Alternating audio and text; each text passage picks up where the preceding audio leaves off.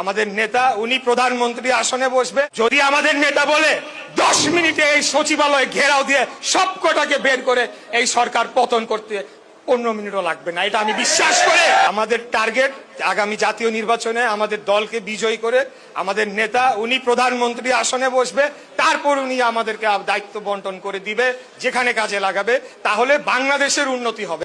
Jamaat Shibir NCP এরা সব একই সূত্রে গাথা, তাদের উলঙ্গ করে তাদেরকে উচিত শিক্ষা দিয়ে তাদেরকে বাড়িতে পাঠিয়ে দিতে হবে।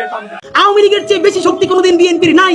বিএনপি যদি জনতার প্রতিরোধের মুখে পড়ে আমাদের আফসোসের শেষ নাই। বিএনপির শক্তিশালী মানুষের ভালোবাসা, সেই আওয়ামী লীগ বাংলাদেশে টিকিত থাকতে পারে নাই, পালাইছে।